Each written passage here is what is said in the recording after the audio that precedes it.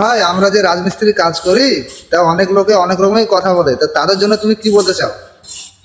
তাদেরকে একটা কথাই বলতে চাই যে হ্যাঁ, আমরা রাজমিস্ত্রি কাজ করি, গরিব মানুষ বলে কাজ করি আমরা, কিন্তু সবাই এটাকে নিয়ে হাসি ঠাট্টা করে। ঠিক আছে, সবাই সব রকমই সবাই কাজ করে, এটা সবাই জানে, কিন্তু আমরা যে রাজমিস্ত্রি কাজ করি, আমাদের দুটো ভাতের জন্য আমরা রাজমিস্ত্রি কাজ করি, কারো হাত মেরে আমরা টাকা আদায় করি না কারো মতো। আর তোমরা যে বাবার হোটেলে খেয়ে আমাদেরকে বলো কি তোরা রাজমিস্ত্রি কাজ করিস, তোরা কি যোগ্যতা আছে? কিন্তু তোমাদেরকে বলছি ভাই, তোমরা একবার বাপের হোটেল থেকে বের হয়ে দেখো, আর এই প্রবাসের মাটিতে একবার পা দিয়ে দেখো, ঠিক আছে? তোমরা তখন বুঝতে পারবে যে 10 টাকার মূল্যটা কত। এখন বাপের হোটেলে আছে 10 টাকা নয়, 1000 টাকা, 10,000 টাকা খরচ করে দিচ্ছ, কোনো মনে হচ্ছে না। একবার এই প্রবাসের মাটিতে এসে দেখো কেমন লাগে, ঠিক আছে? এটাই বলতে চাই। কেউ কিছু মনে করবেন না, একজন কমেন্ট করেছিল এরকম, তার জন্য এটা বলা। তো সবাই ভালো থাকবা, সুস্থ থাকবে।